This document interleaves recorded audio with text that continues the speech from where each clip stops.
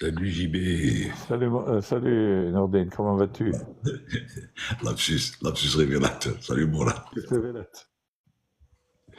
Je Hein? viens juste de lire le commentaire de Morad sur ma vidéo, donc Ouais, je l'ai vu, hein. C'est bien explicite. Je t'ai mis vu. Salut ça Chad. c'est l'altimétrie et l'anémométrie, c'est mes dada. C'est Mes un morceau. dada, c'est fondamental. C'est un morceau, hein. En fait, bon là j'ai supprimé parce que j'avais d'autres exercices qu'il y avait dedans, plus compliqués. Il y en avait un que j'avais posé d'ailleurs sur le groupe des anciens OMN et pilotes d'Air Algérie. C'est Tiens, je te l'enverrai, tu verras. Mais C'est un avion de recherche en mer. ouais. Je peux le retrouver dans le truc. Non, non, non, il n'y est pas, je l'ai enlevé, je l'ai pas Ah, mis. tu l'as enlevé. Je l'ai pas mis, non, je l'ai pas mis dans la vidéo. Ah, ok. Parce que en fait, c'est ce cours-là sur l'altimétrie, c'est celui que j'ai utilisé à l'école, tout ça. Et puis même, il y avait un gars qui m'avait demandé que je le forme, lui, en individuel, parce qu'il avait des contraintes d'horaire et tout. Donc, je le formais, je lui donnais des cours particuliers chez lui. Il y a quelques temps de là. Et donc, j'avais préparé des diapos, j'avais fait des préparations en français. C'est pour ça que c'est en français, j'ai pas eu besoin de traduire pour lui spécialement. Voilà. Oui, Farid et toi, toujours les premiers à être, oui. Farid, toujours, et toi, toujours à l'heure. On y va pour les questions, la Mazel. Ben, ils peuvent y aller quand ils veulent et ce serait intéressant que quelqu'un, par exemple, monte poser la question. Très chaud aussi ici. Oui, très chaud. Il fait très chaud. C'est pratiquement. Il fait chaud même en Europe, en Algérie, partout, hein. Salam Hicham, Avian, salut. Alors tu as dit Alien 88, c'est JB Morad. C'est pas Morad, Captain Morad. Captain Morad n'est pas encore là. C'est JB.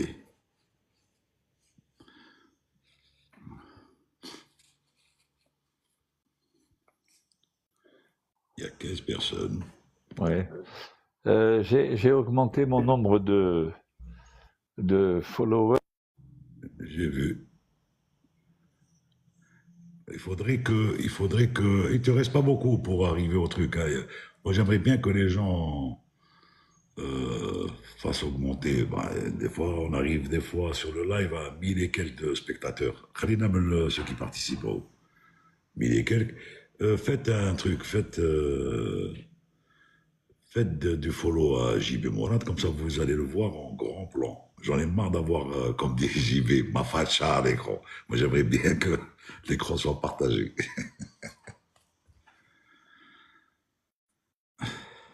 C'est Ah, quoi? Vas-y, vas-y, JB. les procédures est top sur 330, moi je peux pas répondre. Il y a plus de procédure ETOP, c'est des EDOT. Mais bon, c'est presque pareil. En fait, c'est les tracks, c'est le dispatch qui prépare tout ça. C'est un gars qui est affilié à ce vol et il prépare bien avant le vol, bien avant l'heure du vol. Des fois, c'est la veille que ça se fait.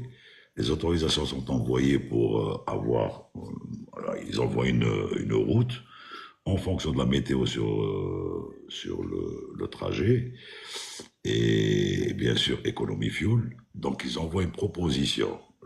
Le dispatch envoie une proposition. Et c'est au centre de contrôle, t'as les deux, t'as Shanwick et Gander, ou Santa Maria et New York, bien sûr, parce qu'il y a c'est divisé en quatre portions, qui vont déterminer le track ou la random affiliée au numéro de vol du jour. Bon, et c'est toujours la même chose, c'est en fonction du trafic. Et bon, il faut savoir que quand c'est un track, il y a des restrictions de vitesse, de niveau qui sont alloués, plus de vitesse pour la séparation, que ce soit en latéral ou en vertical. Et quand c'est une random, la restriction vitesse n'existe pas, c'est-à-dire que le gars, en cas de turbulence, il peut réduire à sa guise, il veut accélérer, il accélère. Mais s'il veut descendre ou là, traverser quelque chose d'être accoulé, il faudrait qu'il envoie un message à Kars pour qu'il puisse le faire et suivre expressément ce qui se dit par le contrôle et c'est tout. Voilà. En clair, c'est à peu près ça. C'est diviser l'Atlantique en 4 portions, faire passer du trafic en séquence, normaliser tout ça parce qu'il n'y a pas de, ce qu'on appelle, il n'y a pas de VHF, il n'y a pas de radio VHF de communication, donc c'est ou HF ou ACARS.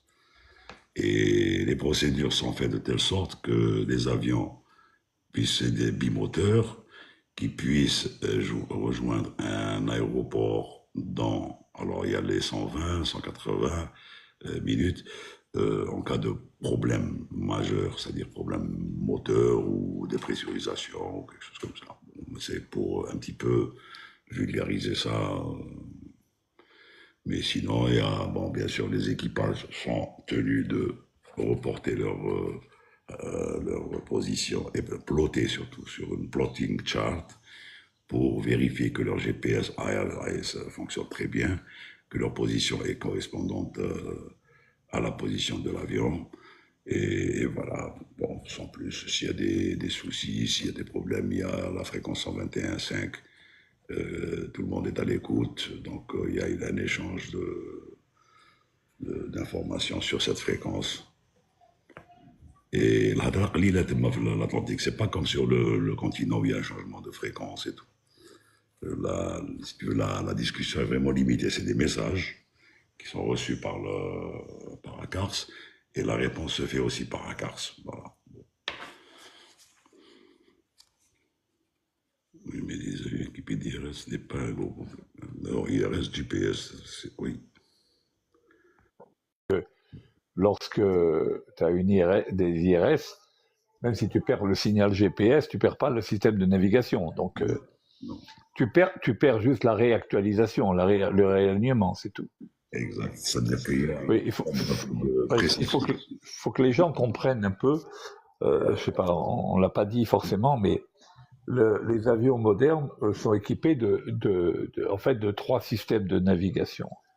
Il y a le système de radionavigation connu habituellement, les VOR et tout ça, bon, qui ne fonctionne pas évidemment quand on est au-dessus de l'Atlantique, ça c'est évident, mais qui, quand on est au-dessus du continent, peut fonctionner. Et puis il y a des centrales inertielles, les IRS qui, elles, sont totalement indépendantes des équipements au sol, qui sont capables de calculer la position de l'avion à tout moment du vol.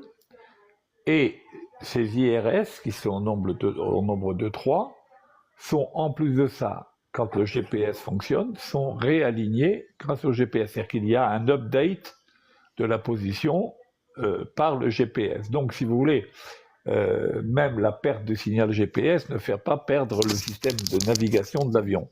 On perd juste la réactualisation, mais comme les IRS dérivent très peu, l'erreur n'est pas très très importante. Voilà. Quelles sont les procédures? La procédure en cas de problème radio à l'arrivée, par exemple. Les procédures ICAO, ou bien la procédure propre au pays même.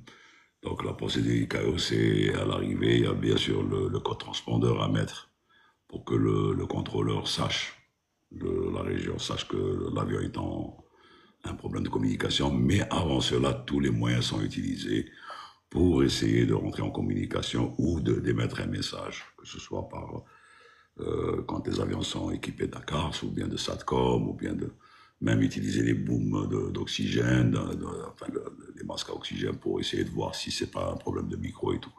Si c'est le cas et que vraiment le truc, donc avec le code 7600, le contrôleur va tout faire pour éloigner surtout aux arrivées les trafics avoisinant cet avion en question qui a le problème.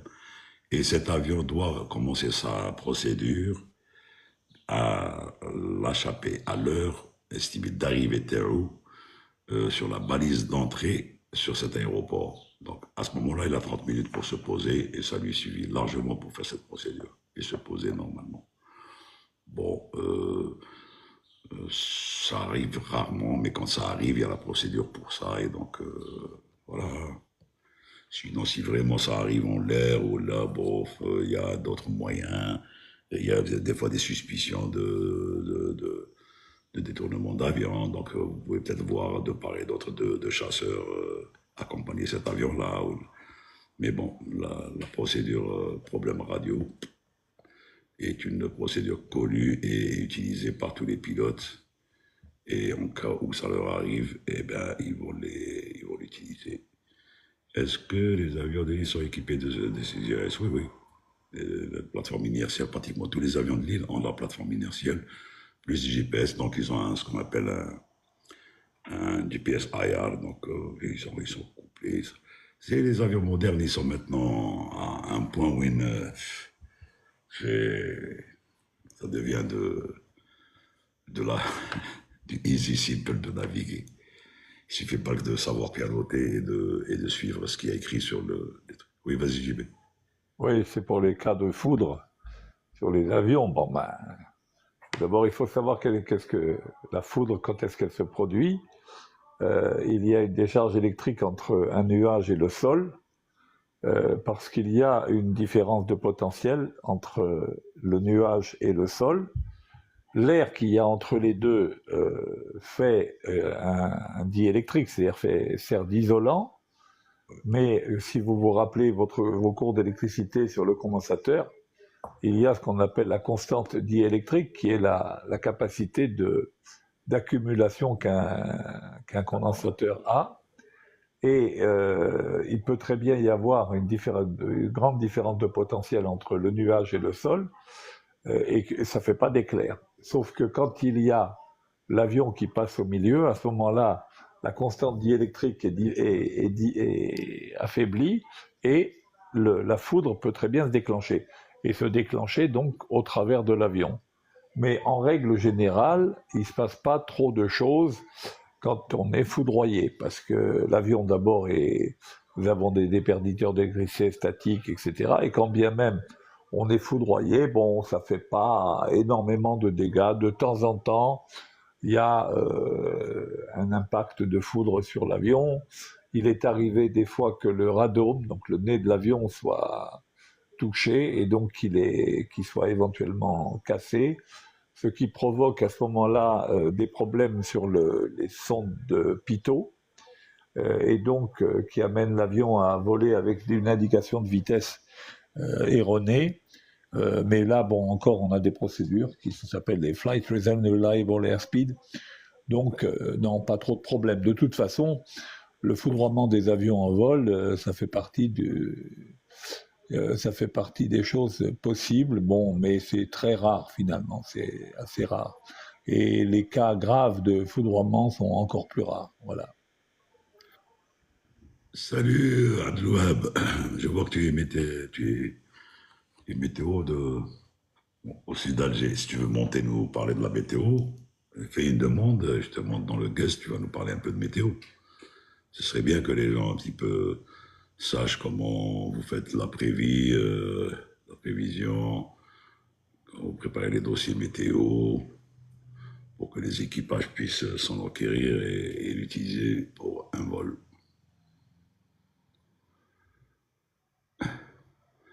Et Zakaria qui pose la question pourquoi tu changes pas le style du live. Le style du live, qu'est-ce que tu veux qu'on va faire des chansons, du karaoké ou la. Enfin,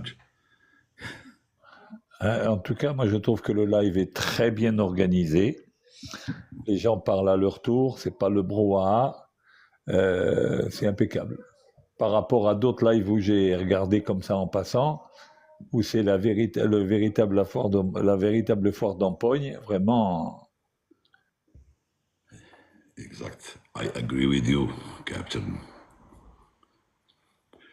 Chibiac, différente de protection offerte par le système fly-by-wire d'Airbus. Bon, le système fly-by-wire, tu le ressens, c'est-à-dire surtout quand tu te déconnectes de l'autopilot.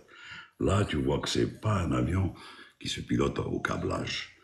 Mais il faut savoir que les systèmes, si tu veux, de protection sont assurés par les computers. Il y a 6 computers dans l'avion, les primes, les secs et tout. Donc, tant que ces protections sont normales, il n'y a aucun problème. Même si tu décolles tu veux faire décrocher cet avion, il ne décrochera pas parce que lui, il va rester dans son enveloppe de vol. Il va respecter une certaine enveloppe. Maintenant, si, pour une raison ou une autre, l'avion perd des protections et passe en alternate low, ce qu'on appelle en alternate low, là, oui, là, on peut le faire passer même sur le dos si on veut, et c'est la catastrophe, quoi. Voilà, donc que ce soit à basse ou à haute vitesse, le fly-by-wire réagit de la même façon, tant que lui, il va rester dans son enveloppe de vol.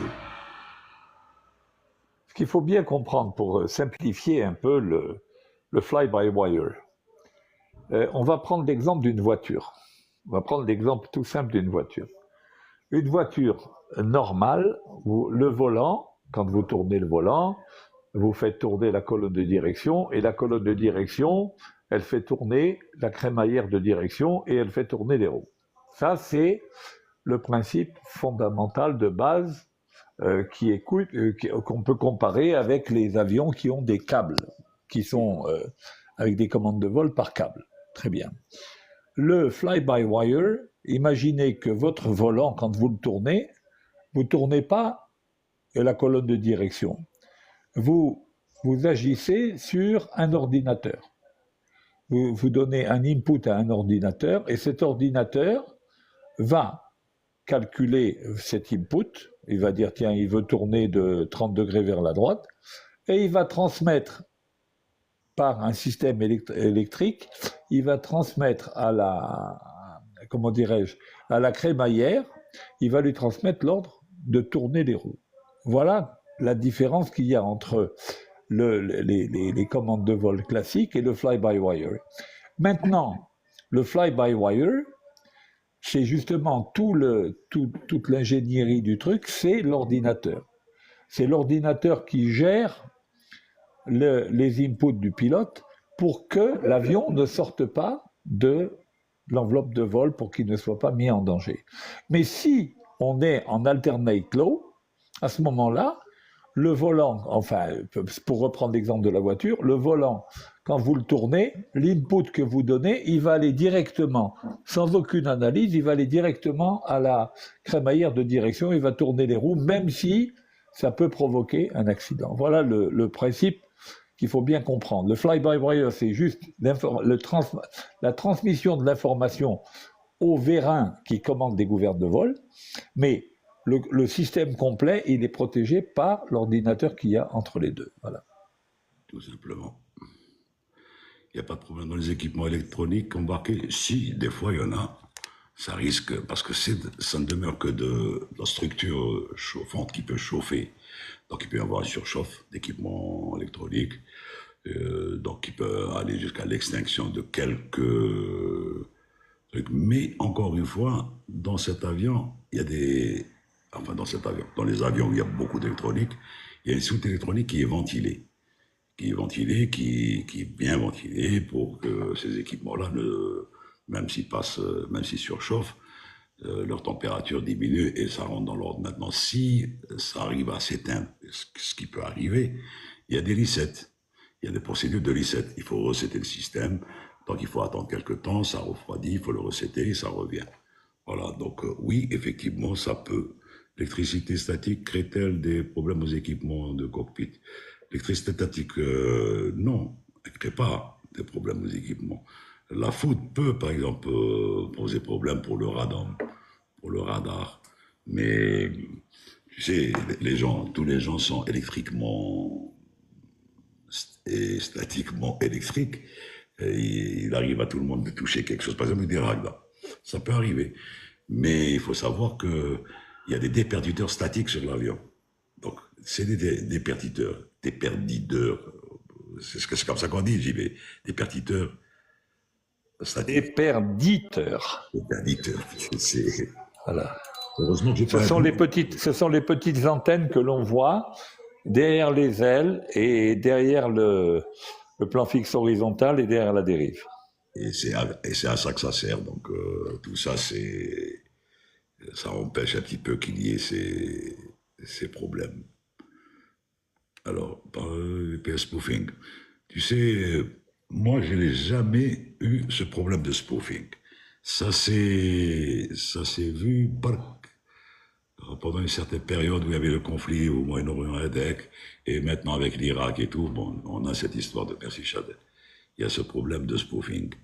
Mais sinon, il faut pas trop prendre au cas, parce que tu sais, les GPS, le GPS étant un système qui est contrôlé par des gens bien donnés, s'ils veulent l'éteindre quand ils veulent arrêter les satellites quand ils veulent, et ça va être le brouhaha total.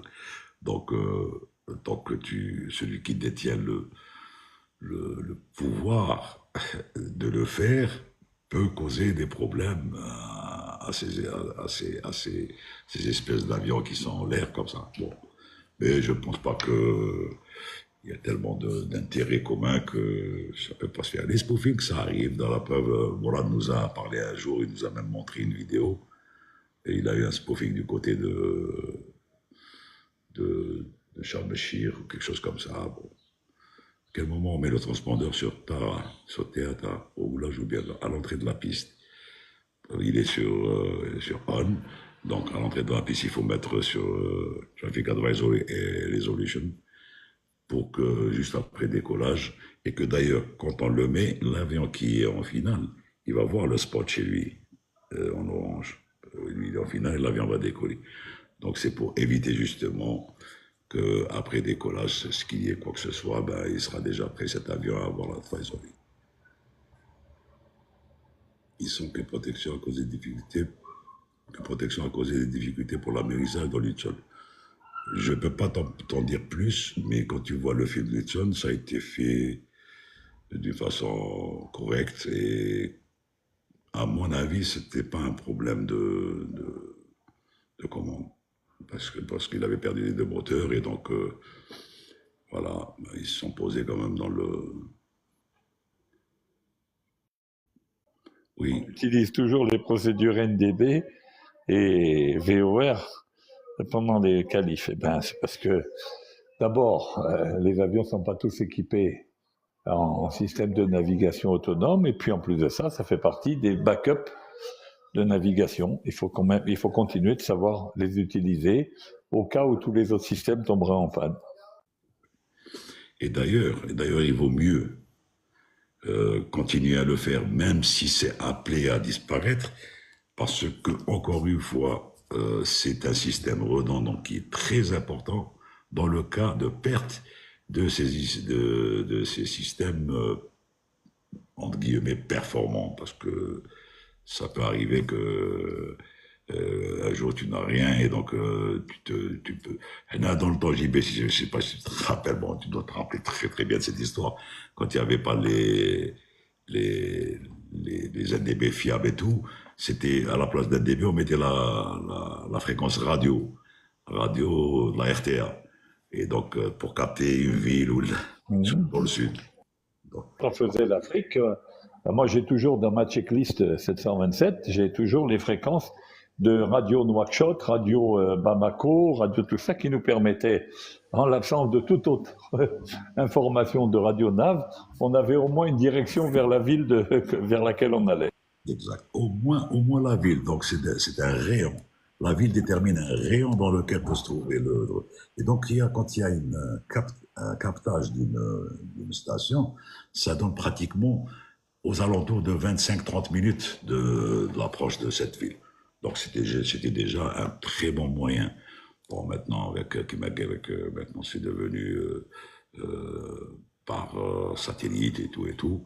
Mais toujours est-il que c'est un bon moyen in case of, toujours in case of. Le pilote réfléchit toujours in case of. Dans le cas où j'ai un problème, voilà ce que je peux faire. Dans le cas où j'ai un problème, voilà, je peux m'appuyer sur ça. Mourad, salut. Salut tout le monde, salut JB, salut Nordin, Salut Morad, comment vas-tu? ça va, on fait aller. En tout cas, c'était très instructif ta vidéo sur l'altimétrie, JB. Ça nous a replongé dans nos bouquins. Voilà. Et je vais faire j'ai préparé celle sur l'anémométrie. Et surtout, Bon. Mourad, utilise-la puisque tu as une qualif à faire. Donc tu peux peux utiliser. Non, c'est pas une qualif, c'est un recurrent Ah, que c'est un je fais. récurrent. Je pensais que c'était une qualif que tu avais. Non, non, j'ai mon recurrent à moi Ah, ok. et un équipage en recurrent. Ok.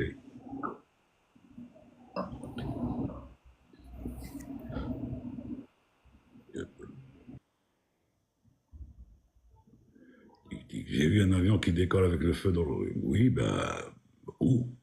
Non, dis-nous où? Quand? Attends. J'ai vu ça sur Internet aussi. J'ai vu une vidéo. J'ai même vu maintenant, juste avant de prendre sur le live, j'ai vu une vidéo où il y avait un GPF spoofing aussi, hein. Ah ouais, ouais. Oui, il y a eu TF1 qui a fait toute la une de son journal de 20 heures parlant du spoofing. Enfin, au moins, Ouais, tu c'est sais. toujours la même chose. C'est toujours la même chose lorsque les journalistes s'emparent d'un truc super technique comme ça. Le temps du journalisme et les objectifs du journalisme sont totalement différents de nos objectifs à nous en tant que professionnels. Donc, on va faire du sensationnel, on va faire du truc. Ils vont pas expliquer que c'est pas quelque chose de catastrophique. C'est emmerdant, mais sans plus, quoi. Il y a, JB, c'est pas catastrophique du tout, vu que tu as que la carte qui est décalée, mais tes points restent les mêmes. En plus de ça, les Et avions sont, t'as l'IRS qui continue, hein. voilà, qui continuent, donc c'est pas comme avant où ils étaient comme le 67. Nordin, je crois que tu l'as vécu à l'époque entre Benghazi et Le Caire. Et En- d'ailleurs, et d'ailleurs, sur le 67, qu'est-ce qu'on faisait? À la, on ne mettait les GPS, les naves, si tu veux, les nations naves, qu'une fois qu'on allait lâcher le frein de parc. Parce que ça, d'abord, ça commençait à précessionner. Et du côté de Benghazi, comme tu disais, puisqu'on passait par la Libye, là, à la limite, tu vois ton avion ici et réellement ta position est de l'autre côté, hein. Donc voilà. Maintenant, avec le mix ARS GPS, il n'y a aucun problème, hein, si tu passes le GPS. Mais sur 67, vous aviez quoi? Vous aviez des centrales à inertie classiques et le GPS, ou bien? Non, il y avait que, comment on appelle ça, que la centrale inertie, il n'y avait pas les GPS, justement. Ah, d'accord, oui, d'accord. Là, à ce moment-là, tu rentres dans les problèmes de période de Schuller et tout ça, donc de Exact, dérive de, absolument. Oui, oui. exact. Bon, Donc, il mais fallait, en temps normal, la précision même d'une centrale inertielle d'ancienne génération, elle reste quand même.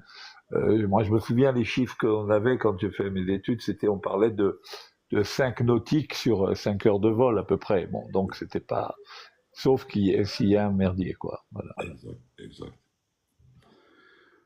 Ben, Zakaria, c'est le truc de piratage dont parlait Mourad maintenant. C'est bon, TF1 parlait de piratage et tout.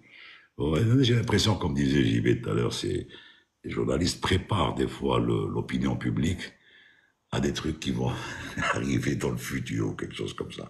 Ils préparent les esprits. Et donc, on s'arrive, on l'a déjà dit. Bon, Alors, je réponds à Nounou, là. Est-ce que le capitaine peut éteindre le feu? C'est pas le capitaine, c'est l'équipage en règle générale. Il y a une bouteille d'extincteur au moins par réacteur, si ce n'est deux. Ça dépend des avions. Euh, sur 727, par exemple, on avait pour 3 réacteurs, on avait 2 bouteilles d'extincteur et avec une possibilité de switcher de l'un vers l'autre. Ben, bref. Et puis voilà. Et puis normalement, l'agent extincteur, il devrait suffire pour éteindre le feu. Bon, ça arrive qu'il ne suffise pas. À ce moment-là, c'est très rare. Et on a un feu et qu'on n'arrive pas à éteindre. Donc à ce moment-là, c'est atterrissage immédiat et évacuation des passagers, bien évidemment. eh ben, c'est pas relativement grave. C'est grave de renverser une tasse de café sur le piédestal. Le piédestal, si tu as bien vu, quel que soit le piédestal de n'importe quel avion, les équipements sont vissés là-bas pour essayer de changer quand on veut changer une com, un écran, enfin sur le piédestal, hein, qui m'a 330 la CARS, enfin le FMJ qui est en troisième. Et s'il y a du café qui est reversé, ça va rentrer dans le système. Et ça peut créer des courts-circuits. Et s'il y a un court-circuit, qui dit court-circuit dit feu. Donc, ça, il y a eu un accident dans ce sens, ça fait très longtemps de ça, sur un DC-10, je pense. Ça, ça, C'est arrivé même fois en 330 Nordena, comment? sur l'Atlantique, et il s'est dérouté sur Keflavik. Et voilà. Voilà, tu Ils vois. ont renversé du café sur le PDSL 2330 et ça a cramé. Et c'est pour ça que, justement, les PSC sont formés dans ce sens, quand, par exemple, ils ramènent, quand le commandant demande un café, ou le pilote, ou même de l'eau, ou là, la procédure veut que ils ne remettent pas ça en face, c'est-à-dire à travers le piédestal. Quand c'est pour le commandant, ça passe à gauche, vraiment à gauche vers la vitre à gauche, et quand c'est pour le copilote, c'est à droite. Voilà. Pour éviter justement de faire quoi que ce soit. Et d'ailleurs, de chaque côté à où poser son café, il est strictement interdit de le poser sur piédestal, de poser une bouteille d'eau, de poser quelque chose de liquide, parce que ça peut emmener vers une catastrophe, justement. On a vu une très grande perte de réflexe chez les équipages à cause des automatismes. Non, pas spécialement parce que tous les avions modernes automatiques, on te dit use automation as necessary, use as necessary. Donc, le problème, c'est pas ça, c'est que effectivement, il y a des équipages qui deviennent un petit peu feignants parce qu'ils comptent beaucoup sur les automatismes. Mais les automatismes sont là pour être utilisés et justement gérés. Donc, il faut gérer ces automatismes et non pas se fier bêtement à ces trucs-là. Il y a des procédures, quand on les suit d'une façon normale, ça se passe très très bien. Bon, celui qui, par exemple, va toucher dans les modes reversion, les open descent, open truc, open climb, il ouvre la fenêtre, vitesse, il referme. Ça veut dire qu'il y a un problème. Ça, c'est un problème de formation. Justement, à propos de la formation sur ces problèmes-là, sur les problèmes d'automatisme, etc., il faut savoir que dans notre formation facteur humain, dans la formation MCC et dans les formations simulateurs, tous les dangers, les avantages et inconvénients des automatismes sont renforcés, les bonnes réactions sont renforcées, etc., de manière à ce que les gens même ne risquent pas de tomber dans une certaine routine par rapport aux automatismes. On informe les gens et on leur fait bien toucher du doigt que les automatismes, c'est bien, mais à condition de garder le comportement qui va bien pour ne pas faire une confiance aveugle aux automatismes. Tout à fait.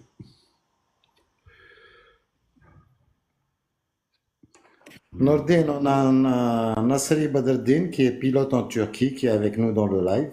Et pas qu'il monte. Aussi de très belles vidéos, c'est un Algérien de chez nous. S'il veut monter, dire coucou, la poser des questions. Ça serait bien qu'il monte et qu'il nous parle de son expérience en compagnie. Ah, Badreddin, si tu m'entends, passe. Essaye de monter.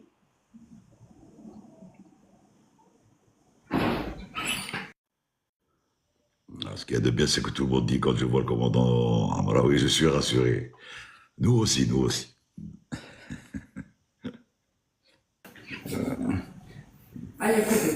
Farid Bouazza, le flex, c'est la température fictive qu'on donne au réacteur pour lui dire qu'on décolle à cette température, alors que la température réelle, elle est inférieure à la température du flex. C'est-à-dire qu'on ne va pas utiliser la puissance maximum du réacteur. Si tu veux, à l'époque, c'était le PR réduit sur 737.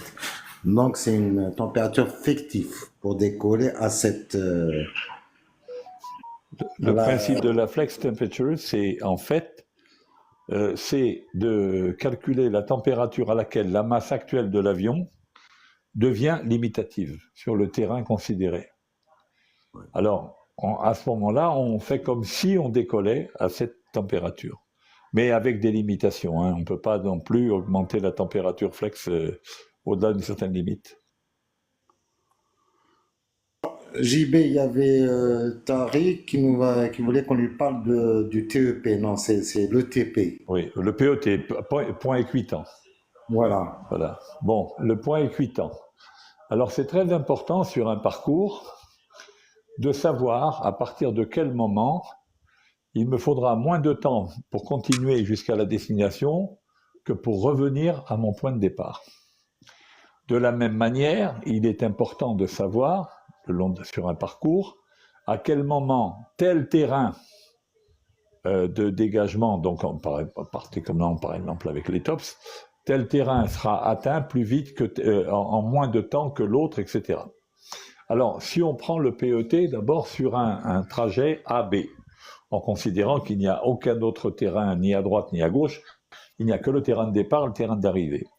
S'il n'y a pas de vent, alors on peut dire que le point à partir duquel il faudra le même temps pour revenir au point de départ qu'au point d'arrivée, bien évidemment, c'est le milieu du segment AB. D'accord ? Pas de problème.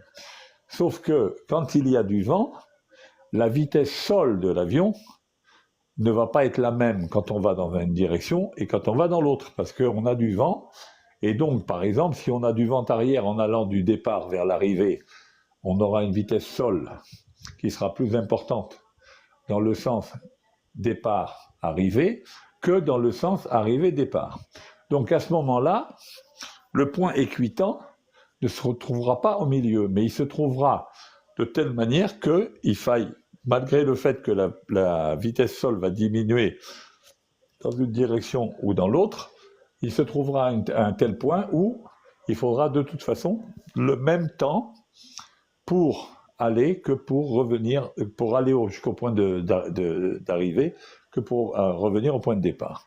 Donc voilà comment on calcule. Bon, il faudrait que je vous montre le calcul, comment on fait le calcul du point équitant sur une base, et on peut également calculer le point équitant entre plusieurs aéroports de dégagement, et donc avoir un point à partir duquel tel terrain va être atteint avant l'autre, et ainsi de suite. Ça permet la prise de décision en cas de problème. Alors JB, on a une autre question. Sur quoi le MS avait posé une question, sur quoi influence le cost index? Alors j'avais répondu, il n'y a pas que le fuel, pour apporter plus de précision. Sur le jet plane, on a une indication du cost index que nous devons du jour. Bon, chez nous, il est fixe. Il peut être consommation fuel ou le temps.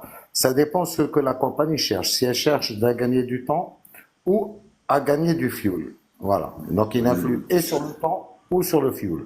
Je l'invite à regarder. Oui, j'ai fait une vidéo là-dessus, sur le cost index. MS, tu vas voir dans le profil de JB, dans les vidéos, il a posté une vidéo sur le cost index explicative sur tout ça. On dit positive climb, oui, justement, après décollage, quand le gars dit positive climb, pour faire rentrer le train. Parce qu'il imagine que s'il décolle et qu'il a encore une tendance négative, c'est-à-dire en descente, s'il fait rentrer le train, c'est exactement l'effet inverse demandé, c'est-à-dire que l'avion, en faisant sortir les trappes pour faire rentrer le train, c'est un drag de plus et ça le fait descendre encore plus. Donc il faudrait que le vario soit positif. C'est pour ça qu'il faut dire positive climb. Le gars, il confirme de visu que effectivement l'avion est en train de monter et il fait rentrer le train. Voilà. Et Norden, il faut savoir que les trappes à l'ouverture, elles peuvent toucher le sol. Hein. Surtout quand c'est proche, exact. Voilà. Et on dit positive climb parce qu'on attend que l'altimètre bouge et non pas le vario. Parce que comme on va prendre les gros porteurs, on est pratiquement au 4e étage ou au 5e étage d'un immeuble, hein, en hauteur. Donc quand on va décoller, on va se retrouver un petit peu haut, mais l'avion est encore au sol. Pour aller dans ton sens et préciser encore plus pour les gens qui comprennent pas forcément ce dont on parle. Imaginez l'avion lorsqu'il fait sa rotation, lorsqu'on tire sur le manche pour le faire décoller. Le nez se lève. Le variomètre, il fonctionne avec les prises de pression statiques.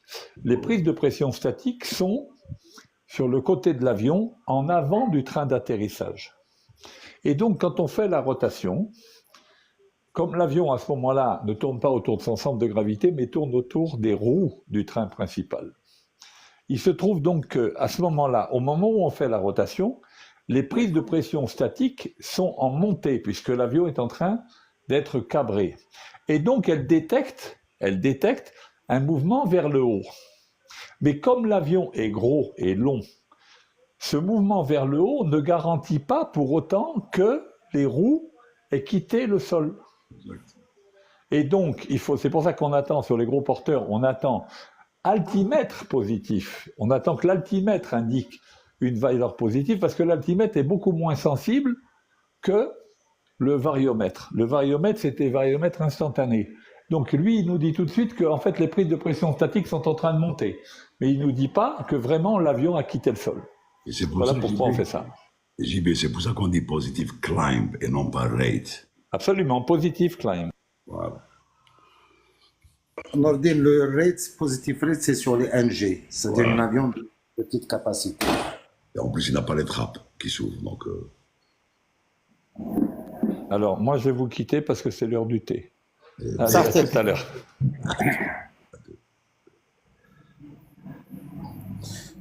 Camel Lab, non, les pistes à Montréal, on peut les utiliser, que ce soit des gros porteurs ou des petits avions, comme tu dis. Ça a été un coup de chance que tu as vu que les 330 décoller sur une seule piste, hein. Généralement, ils nous donnent la piste qui est beaucoup plus favorable pour notre point de chute au parking. pareil qu'Air Algérie spécialisé better landing, non, non, c'est pas, il paraît.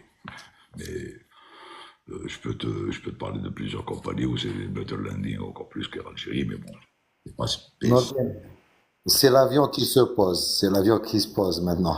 On ne le pose plus. En fin de compte, c'est un pilotage qui est scientifique et non pas technique. D'ailleurs, pour l'anecdote, on disait même que c'était l'atterrissage, c'était comme l'écriture, c'est la science des ânes. Des ânes. Il y a Tariq qui te pose le contrôle SAFA. Alors Tariq, monsieur El Kébir, est un inspecteur SAFA qui a eu l'occasion de faire un stage SAFA avec les Français à l'époque. Donc il peut t'en parler, lui, du contrôle SAFA. Et là, qu'est-ce que tu veux? Attends, monte. Demande à monter, comme ça on va discuter sur place en live. Fais une demande.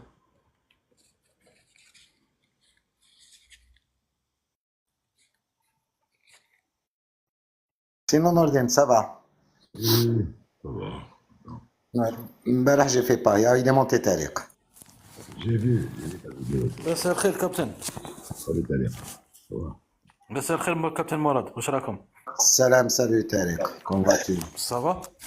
Alors, ça fait plaisir de savoir que vous êtes contrôle SAFA. C'est حاجة كبيرة quand même. Je suis à la retraite, bon, maintenant, si on m'appelle, j'irai, mais classe, ça y est, je suis à la retraite. J'ai fait le stage, effectivement. C'est le safety assessment of foreign aircraft. Et il y a le SANA aussi, le safety assessment of national aircraft. Le SAFA, c'est fait pour les avions étrangers. Et par exemple, Alger, quand il y a des avions de ligne des compagnies étrangères, elles peuvent être contrôlées à Alger par un contrôleur SAFA algérien. Bon, maintenant avec l'ANAC, ils vont la mettre encore plus en truc, en bande. C'est fait. Ils vont commencer l'ANAC. Hein.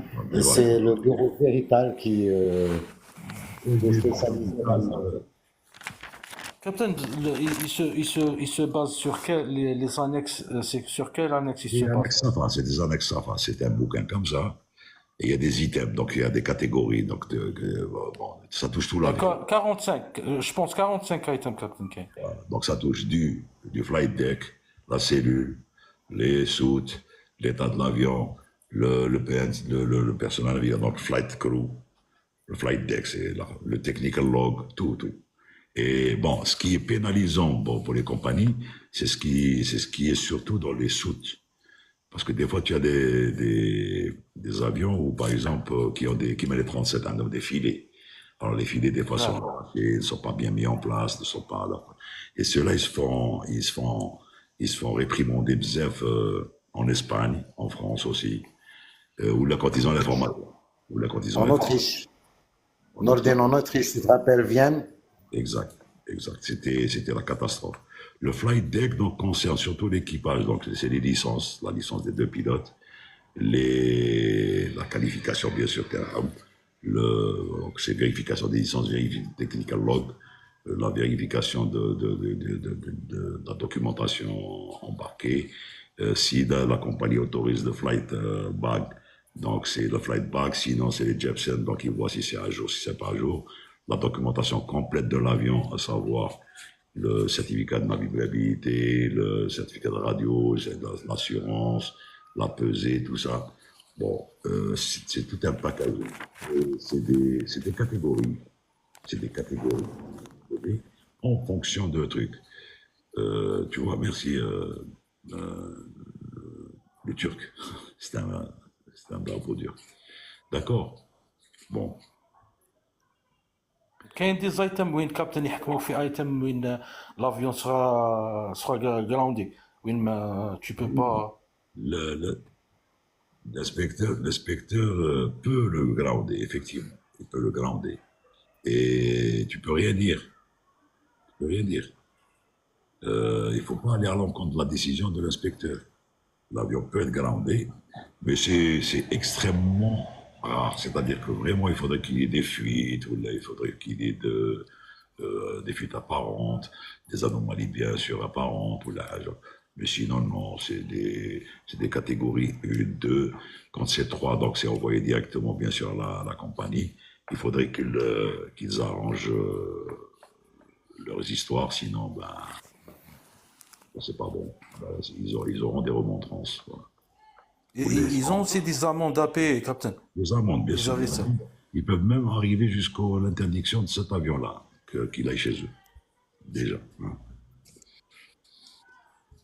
Je sais pas, est-ce que bon, j'ai eu l'occasion de كنت في كومباني aérienne وين صار لهم هكا des incidents vis-à-vis contrôle SAFA surtout في l'aéroport de Madrid. Oui. Alors كان عندهم je ne sais pas ce que انا راني غلط ولا c'est vrai. Alors كان عندهم un site تاع SAFA وين le rapport il sera publié jusqu'à ce que la compagnie fait de corrections par rapport les points hadouk après il sera enlevé. C'est ça ou là c'est vrai ou pas? C'est quand ça touche la sécurité du vol. Quand, par exemple, l'inspecteur, contrôleur SAFA, voit que ça touche la sécurité du vol, il peut jusqu'à le grounder au sol. C'est-à-dire l'interdire de partir. Qui m'a, par exemple, les ferries. Quand, par exemple, ils ont bloqué des bateaux dans des... Oui, oui, oui. C'est exactement pareil. Mais bon, dans l'aérien, c'est extrêmement... C'est rare. En réalité, c'est rare qu'on bloque un avion pour ça. On peut le bloquer pour autre chose, mais pas pour des items, par exemple, A1 ou A2 sur flight deck. Quand c'est 3, quand c'est catégorie 3, 3 catégories 3 peuvent emmener à ce que l'avion soit bloqué, jusqu'à ce qu'il y ait l'accord. Voilà. Merci beaucoup, Captain. Et le SANA, ce sera pour l'interpays. Donc ce sera pour les avions nationaux. Le contrôleur, Oui. il va faire une sorte de Nadine, قال لك barouille. Sur les ailes, est-ce que c'est dangereux? c'est 3 par an, oui, mais donc est-ce que c'est dû à un suintement et que les gens pensent que c'est de la rouille? Est-ce que c'est ben, l'avion a fait du sud, donc quand il y a du suintement d'huile ou là du skydroll, ou là ça peut prendre aussi du sable, donc ça va apparaître quelque chose, c'est de la rouille. Voilà. Mais quand un avion il est rouillé, c'est que c'est une épave. Non, les compagnies ne laissent jamais un avion arriver à la rouille pour amener des corrections. Mahieddin Gharbi, قال لك changement de vol ou vitesse verticale, quand l'utiliser? Changement de niveau de vol. Ben, c'est changement de niveau de vol ou vitesse verticale. On n'utilise que très rarement le vertical speed. Tarak. On ne peut pas l'utiliser comme ça, le vertical speed. C'est quand le contrôle nous oblige à prendre un taux de descente ou un taux de montée. B. Sinon, on rentre normalement. Bonjour double blanc, salut, bienvenue. Salut, Donovan. Esma, Big, j'ai pris un avion, Air Algérie, et il y avait de la rouille sur les ailes. Ça m'étonnerait, mais bon.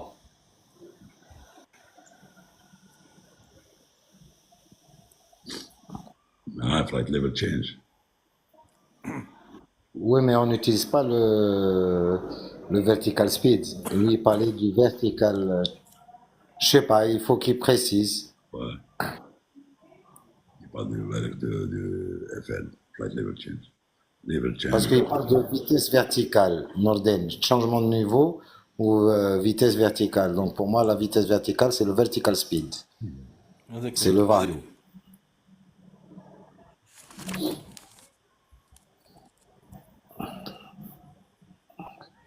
Il nous a gâté avec les vidéos double blanc, hein. Avec un A380 qui décollait de New York, un autre qui faisait du radada sur la plage, un sort du LM. Ouais, en plus, il disait, il est pas, hein, il est pas. Il prenait l'air. Non, non, le 330, il monte au 410 maximum. Niveau 410. 410, donc, ouais, bon, plafond théorique, Ah mais oui, ça. sinon, il peut. Mais imagine un problème à ce niveau-là, donc il la as nation va monter un sop. Double blanc, Alex, je me suis abonné à toi. J'ai vu, et je vous remercie, j'ai mis merci. De toute façon, il est ADB, donc il est abonné. Merci. Merci. Oh, Chanil qui est là. Bonjour, Chanil. Comment vas-tu? Rebonsoir. Salut, JB. Yann, vas-y. Yann 66. Oui, bonsoir à tous. Salut. Vas-y. J'espère que vous allez bien. Oui, on va très bien, merci. Alhamdoulilah. J'avais une petite question par rapport au vol, euh, par rapport au trajet qui est défini sur les vols, parce que j'ai pu m'apercevoir que notamment sur un même itinéraire, il y a plusieurs trajets qui peuvent être pris pour une même destination. Et j'aimerais savoir juste comment ça se fait que tel avion passe par cet endroit-là pour aller à tel aéroport. Ils ont le même point final, mais ils passent par différents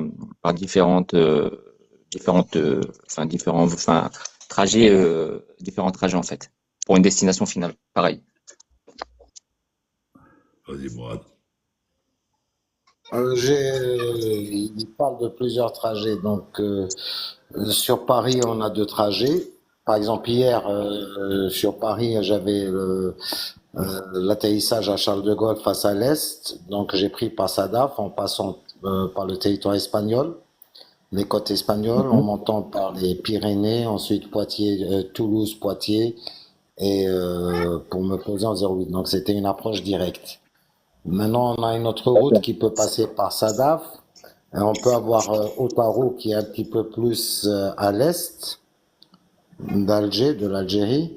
On choisit la route généralement la plus optimum pour nous, où on met moins de temps pour y aller. Alors, est-ce D'accord, que ok. tu veux préciser un petit peu plus, Yanis? Non, mais c'est un peu ce que vous m'avez répondu, c'est-à-dire que par exemple pour aller de Paris à Alger, il y a différents vols qui vont passer par tel et tel endroit pour arriver à destination d'Alger et d'autres qui vont passer par un autre, enfin qui vont utiliser un autre Voilà, trajet. moi hier, Et du coup est-ce que voilà, c'est on du avait des ressort du trajets. commandant de bord? C'est du ressort du Le commandant de commandant de bord le bord, choix? ben, hier, moi j'avais mon mot à dire parce qu'ils m'ont envoyé par PCS. Et PCS, c'est en fait PCS, Minorque, Montélimar, Dijon, etc. Mais pour me poser, ça me prend 40 minutes parce qu'après, pendant la descente, on va procéder sur la verticale de Paris pour virer à droite pour revenir sur la piste. Et donc, on a une quarantaine de minutes de perte de temps. Alors que la route d'itinéraire que j'ai prise, c'est une ligne droite jusqu'en finale en piste 08 droite. Ok. Ok, C'est-à-dire, d'accord. j'ai gagné en approche, en temps Ok, d'approche. Sur par exemple, quand c'est la zorie droite, si on prend P16, ça va nous faire un 2h20, ok. pas bloc-bloc, un vol, un décollage, atterrissage. Et en prenant pas SADAF, ça m'a pris que 2 heures de temps. D'accord. Et les 20 minutes de différence, est-ce qu'elles sont, est-ce qu'elles ont des répercussions ou pas? Parce que du coup, si on dit aux personnes qu'on a un vol de 2h40 et qu'on fait un vol de 2h05 minutes, est-ce que ça a des incidents, enfin, est-ce que ça a une incidence par rapport à tout ça, quoi? Enfin, par rapport Non, à... on gagne en fuel pour nous. On gagne en fuel, on est efficace, on est à l'heure et tout. Ok, D'accord, ok. Même hier, par au exemple, niveau des hier, aéroports, il n'y a pas de, ok, au niveau des aéroports, il non, n'y a pas d'incidence si un vol arrive avant ou quoi que ce soit. non, non. Par contre, la compagnie, elle est susceptible d'être dans plus ou moins 30 minutes de temps. On est dans 30 D'accord. minutes maintenant. Ok, d'accord. Si on arrive avec 1 heure d'avance, là, ça devient grave. Ils vont se poser des questions. Mais on a plus ou moins 30 minutes. C'est pas qu'ils se posent des questions, D'accord. c'est qu'ils risquent d'attendre un gate, un parking. Donc, c'est pénalisant aussi, et c'est pénalisant pour la compagnie. Donc, il faut être ou dans les temps, ou plus ou moins dans les 30 minutes. Quand c'est trop en retard, ils sont déjà au courant, donc ils vont affecter le gate. Par, par exemple, hier, Yanis, on m'a fait réduire la vitesse au niveau 200. On m'avait demandé de réduire à une vitesse de 220 nœuds. Au Ok. niveau 200. Et j'étais à peu près à 150 nautiques du point de toucher. Donc, tu Mhm. vois, là, tu t'imagines si j'étais venu par l'Est, j'aurais réduit encore plus, tourner, donc David. ça prend beaucoup plus de temps. Parce que D'accord. eux, à Charles de Gaulle, les vols qui viennent directement en phase pour l'atterrissage sont beaucoup plus prioritaires que ceux qui viennent par l'Est. D'accord, ok. Ok. Ben, Hedine, comme tu as répondu JB avant, il n'y avait pas de calcul. Mais sinon, il a déjà posté une vidéo sur l'anémométrie et l'altimétrie. Donc, tu peux à la limite la consulter. C'est un petit peu explicite. Et donc, j'ai un petit peu, mais c'est explicite. Et tu peux te faire une idée sur ce qui est dit déjà. Ok. Bah, c'est gentil. Ok. Tabarakallah alaikum. Merci beaucoup pour les infos. J'ai fait monter Tariq. Je pense qu'il a quelque chose. Tariq, à toi. Tariq, Tariq. Il avait posé tout à l'heure la question sur le Sava. Oui, oui. Oui, oui, راني هنا. Il y avait quelque chose d'autre à part le Sava? Donc, je voudrais juste savoir, parce que ce matin, Captain Amaraoui, il parlait de la route Dijon, on a Charles de Gaulle. علاش les opérations ne parlent pas avec le commandant de bord avant le vol, c'est-à-dire J-1. باش يشوفوا est-ce que ça, la route elle est favorable pour le commandant ou non. علاش يخلوها à la dernière minute et ils ont perdu 40 minutes pour rien. Non, moi, je n'ai pas perdu 40 minutes. Au contraire, j'ai gagné. Mais avant de moi, comme je vais tôt à l'aéroport et avant de partir, je consulte. Je vois l'orientation de la piste à l'atterrissage à Charles de Gaulle. Et j'ai décidé, parce que chez nous, à la Balek, il se casse pas la tête. JB peut te confirmer. Il pose un plan de vol, c'est un plan de vol répétitif à l'année. Ils n'ont pas la présence d'esprit de te changer de route. La Et Ralep, pour, et, c'est comme ça. Mhm. Et pour la route retour, Captain, vers C'est la Alger. même route. Après, non, la même route. On n'a pas, ça n'influe en aucun cas. D'accord. Mais l'arrivée influe parce que tu gagnes du temps sur l'approche. Hein, JB, si tu as quelque chose à rajouter, s'il te plaît. J'ai vécu ça moi aussi pendant des années. Les approches sur Paris, par exemple, bon, bah, quand effectivement, quand c'est la piste en configuration S, donc 0,8, etc., on a intérêt à arriver par l'ouest. Parce que sinon, ben, il faut se faire tout un. On arrive de l'est, il faut aller transiter jusqu'à l'ouest du terrain et revenir. Donc ça nous fait perdre du temps. Et effectivement, normalement, les opérations doivent anticiper ça et déposer un plan de vol pour justement tenir ça en compte. Voilà. Mais bon, c'est toujours la même chose. Hein. Il faut qu'il y ait des gens qui soient réactifs, qui soient proactifs en fait. Voilà. Ok. Merci, Captain, pour l'info. Répondre à tes questions, Talek. Ouais, merci beaucoup, Captain. Merci, monsieur Avec JB aussi. plaisir. Riles, Bien. oui, que ce soit Charles de Gaulle, Orly, Marseille, on passe toujours par Majorque. Palma de Majorque, au retour. Parce qu'il faut savoir qu'il y a des routes qui font descendre et il y a des routes qui ne font que monter. Ok, Riles? Partie du monde est une partie où il y a énormément d'avions, parce que ça transite vers toute l'Afrique et ça remonte de l'Afrique vers l'Europe, par là. Donc, c'est pour ça qu'il y a des routes qui montent, des routes qui descendent, etc., tellement il y a de trafic. Voilà.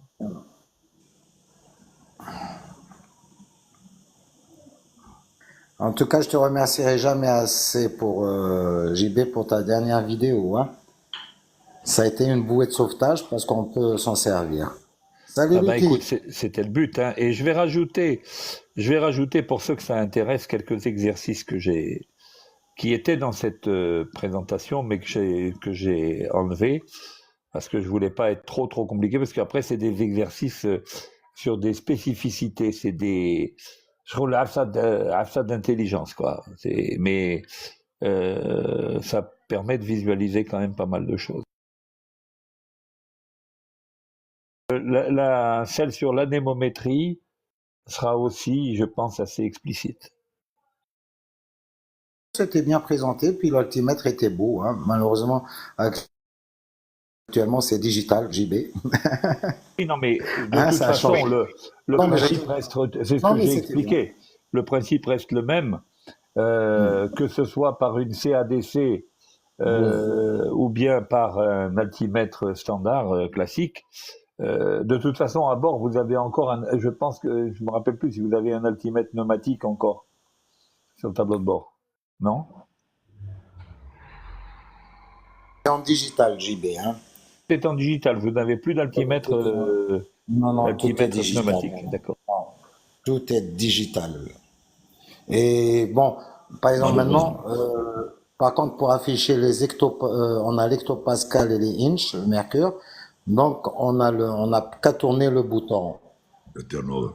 Oui, ben, On oui. le tourne. Ouais. On le tourne, il y a inch et hectopascal. Donc, on bascule à l'un et de l'autre. Bon, moi, j'ai mis le truc le plus classique, quoi. Enfin, Non, mais c'est le bien, plus au basique, contraire. voilà. Mais c'est bien, JB, hein, c'est ce que je t'ai dit. C'est au contraire, ils voient les anciens altimètres qui ont tendance à disparaître et il y a les nouveaux maintenant. Ben, Non, mon maintenant, ami, tout est devenu digital. l'aviation civile, enfin, l'aviation de loisirs civile, légère, l'aviation légère, elle est toujours en truc. C'est rare où tu vois les derniers avions, bien sûr, qui sont digitales, mais c'est toujours d'actualité. Bon, il ne peut pas enlever ça aussi. Et j'attire votre Ben, attention JB, sur un point très important. C'est vrai que pour les avions de ligne, maintenant, bon, le calcul de l'altitude vraie, vu les altitudes auxquelles les avions de ligne volent, on s'en moque un peu. Mais, par exemple, j'ai vu dans les bouquins d'Oxford quelque chose qui m'a fait dresser les cheveux sur la tête et qui est utilisé en Grande-Bretagne, c'est le QNH régional. Alors ça, pour moi, c'est une aberration complète. Parce que le QNH ne peut être que lié à un aéroport. Exact. Et dont on connaît l'altitude topographique. D'ailleurs, dans les exercices que je n'ai pas mis dans cette vidéo, il y en a un que j'ai fait sur Constantine et Annaba. Je donne le QFE de Constantine, l'altitude topographique de Constantine, et je donne l'altitude topographique et le QFE d'Annaba, et je demande de calculer le QNH des deux terrains. Et on s'aperçoit que le QNH n'est pas le même. Alors que les deux terrains sont très proches. Et parce que le QNH régional, ça n'existe pas. Voilà, c'est tout. Mais on en arrive à ce genre d'aberration. C'est pour ça que sur la définition du QNH, je suis très à cheval. C'est essentiellement la pression de référence qu'il faut afficher sur un altimètre se trouvant sur un terrain pour qu'il indique l'altitude topographique de ce terrain. Point barre. C'est tout. Ce n'est en aucun cas la pression réduite au niveau de la mer. Ça veut rien dire. Voilà. JB, il y a Double Blanc qui t'a rajouté. Il t'a dit Il y a l'altitude GPS. Effectivement, on a encore en plus l'altitude GPS. L'altitude GPS, elle est. Il faut savoir quand même que l'altitude GPS, pour autant que je le sache, l'altitude GPS n'est pas d'une fiabilité extraordinaire parce que on utilise, il y a une légère déformation des signaux justement pour augmenter la précision, la dilution of position là, sur le GPS. Et donc l'altitude GPS, autant que je le sache, je peux me tromper, hein, mais quand j'avais étudié le GPS dans les temps jadis, il disait que l'altitude GPS ne pouvait pas être prise totalement pour argent comptant parce que elle est utilisée pour stabiliser l'information de position. Voilà. Alors JB, il faut savoir que même, bon, je vais parler d'Airbus, les gens vont dire qu'on parle d'Airbus beaucoup parce que c'est l'avion que nous connaissons, que nous avons utilisé avec Nordine. Quand on avait le Speed, on se servait on se sert de l'altitude GPS, mais ils te disent attention, l'altitude GPS, il faut la prendre en référence. Par contre, elle est beaucoup plus correcte qu'à partir du sol au niveau 100. Au-delà, c'est une idée. Et effectivement, quand on remet, on va voir que l'altitude, on aura plus ou moins 200-300 pieds à un Norden. Et d'ailleurs, le Backup Speed Scale, on a l'altitude GPS qui est transférée directement sur le PFD avec les bandes rouges de chaque côté et au milieu le vert. Donc ils vont te dire de voler green band et on se sert de l'altitude GPS comme référence. Eh bien, très bien. Voilà. Donc ça corrobore ce que j'ai dit. Voilà, très bien. Exact. L'altitude, le seul instrument qui peut nous donner l'altitude vraie de l'avion, c'est le radioaltimètre haute altitude lorsqu'on est au-dessus de la mer. C'est le seul moment où on peut avoir l'altitude vraie de l'avion indiquée directement. Sinon, dans tous les autres cas, ça ne marche pas. Alors JB, il y a eu à l'époque Qatar Airways, si mes souvenirs sont bons, qui avait fait qu'il y avait des soucis, comme ils avaient une approche genre Nice à Doha, et il avait une influence sur l'autotrust et l'autothrottle sur la mer, au niveau de la mer. Ils ont eu beaucoup de soucis avec ça. Ils ont découvert que c'était à cause de l'effet de la côte et de la mer. Bien sûr, parce que de toute façon, la réflexion des ondes radio par la surface de la mer est encore un peu aussi... Souvenez-vous, vous le faites encore, Genève en piste 23 à Genève, si ça n'a pas changé. Oui, c'est toujours la même chose. En courte finale, vous avez des poteaux avec des espèces de réflecteurs dessus, justement pour que les radiosondes, parce qu'il y a un gros creux avant la piste, pour que les radioaltimètres fonctionnent malgré ça, pour que ça nous donne quand même une indication assez valable de la hauteur vraie de l'avion par rapport au sol.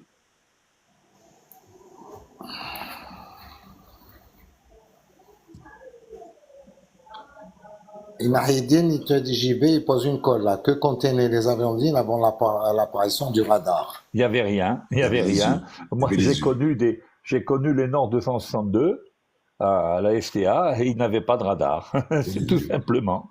Il n'y avait pas de radar, et ben les mecs, ils se faisaient peur, et ils regardaient dehors, et puis ils espéraient que, voilà, c'est tout. Il n'y avait pas de radar.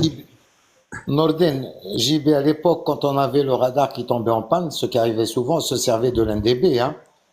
Oui, mais le attends. NDB nous donnait une indication des zones à risque, oui. À risque, voilà. Et dans un passé récent, les 37 et 27, ils avaient des radars, c'était des RCA. Donc, des fois, quand ça passait en surchauffe, c'est pas comme maintenant le 330, tu as deux systèmes 1 et 2, donc toutes les 2 heures, 3 heures, il faut le basculer pour éviter que le système 1 et 2, donc ça prend le relais et que ça devient plus fiable. Il y avait de la rémanence. Comme l'écho Doppler, il y avait de la rémanence dans l'image.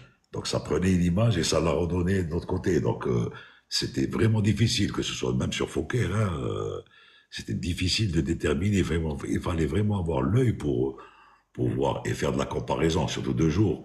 avec ce qu'on voyait, ce qu'il y avait dans le ciel. Hein. Bon, Double blanc avec le 67, 7 vols sur 10, il est en panne, le radar. il faut fermer les yeux et foncer dans le tas, c'est tout. Avec les AVQ-10, AVQ-30, on a traversé l'Afrique. Voilà.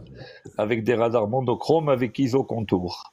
Et il fallait régler le gain et le tilt et la stab et le machin et le truc et on arrivait quand même à s'en sortir. Moi, JB, ce que je détestais, c'est le réglage des NDB, fréquence NDB avec les bandes. Avec Bah, les affichages non digitaux. Ouais, ça, non, c'était l'horreur. voilà, purée, c'était. Ah là C'était là. l'horreur, ça. Ben, s'il rate son vol, eh ben, il sera remplacé, c'est tout. Il y a toujours une alerte pour suppléer à une absence ou pour X raisons, ben, qu'il est tombé en panne, ben, qu'il est tombé malade, ben, maintenant, ben, ceci, ben, cela. Donc, s'il rate son vol, eh ben, il est remplacé tout simplement. Il ne rate pas, il demande à être remplacé pour une raison X. Il doit être remplacé pour une raison ou une autre. En tout cas, je peux vous rassurer que Morad ne rate aucun de ses vols. Absolument Nordin, toujours sérieux. C'est Sabri qui m'a remplacé hier sur Dubaï. Ouais. Je crois pas me tromper en disant que je n'ai jamais fait de toute ma carrière, je n'ai pas fait une seule défection. Pareil, il y en a qui se fait remplacer. Même Nordin, il n'a jamais fait de défection.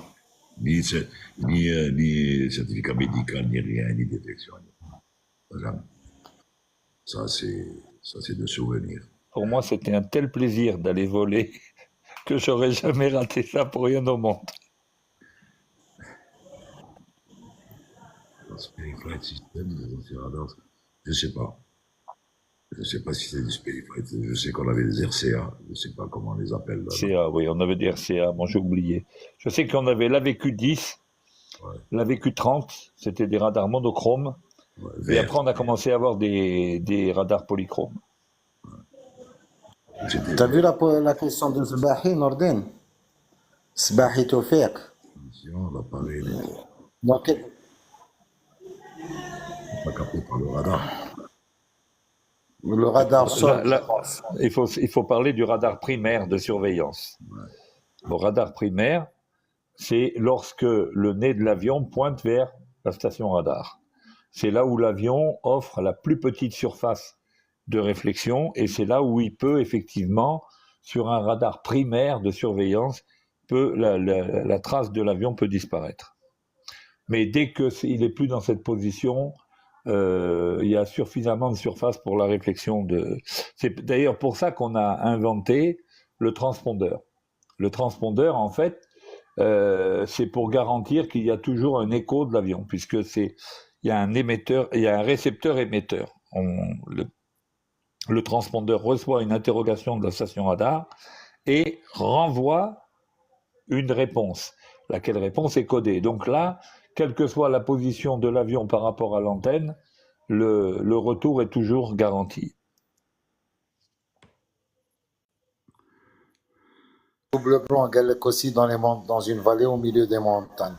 Mais ça, c'est quand on est sur un petit avion. Nous, avec les gros avions, on ne va pas dans les vallées au milieu des montagnes. Ouais, voilà, double blanc. Il a l'habitude, lui. Et en plus, je ne sais pas si tu as vu, mais même sur les radars actuels, tu as la position ground pour avoir le spot ground. Tu as même le truc, donc tu as tout ça. Bon, les anciens, on n'avait pas ça. Il y avait une espèce d'image qui se roule, une échographie. Tu essaies de deviner à peu près où tu es, ou par où tu vas y aller, et c'est tout. Et faire confondre cette image avec ce que tu vois dehors, de jour, quand c'est à l'œil nu, de nuit, essayer de deviner que le point d'impact, quand il y a de la lumière, quand il y a de la foudre, enfin, les orages, donc on les voit de loin, mais ça se propage sur toute la masse nuageuse. Donc essayer de déterminer le point d'envoi déjà du premier jet de la lumière pour à peu près deviner. Mais ça, c'était les anciens radars. Maintenant, avec les nouveaux radars, ça ne pose pratiquement aucun problème. Les élites là, se font de façon magistrale Bon, des fois sans, Farid Bouaz- parce qu'il y a il y a du Farid trafic. Bouazza. Farid Bouazza, il faut savoir que tous les avions maintenant actuellement sont équipés d'un transpondeur, même les monomoteurs. C'est une obligation. Et par exemple, pour les gros porteurs ou les moyens porteurs, s'il n'y a pas de transpondeur, par exemple en Algérie, s'il est en panne, tu n'as pas le droit de décoller.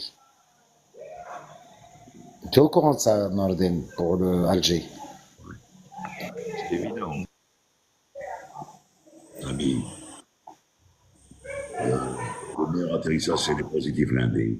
Bon, ni smooth, ni hard. Donc, les meilleurs atterrissages, en général, pour l'avion, que ce soit pour l'avion et pour tout le monde, c'est les positive landing. Positive landing fait travailler toute la structure, fait travailler le haut du train, fait travailler les structures du train, fait...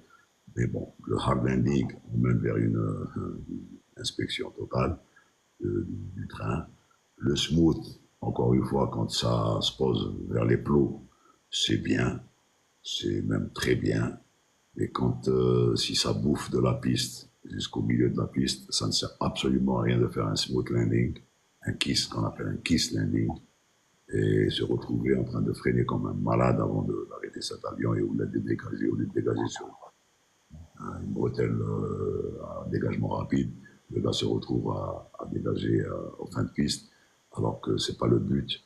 Il y a du trafic, et voilà comment ça se passe. Donc le positif landing, c'est le meilleur compromis. Voilà. Mahidine Gharbi, les masques à oxygène en cabine sont vérifiés lors des visites de l'avion, quand ils passent en check.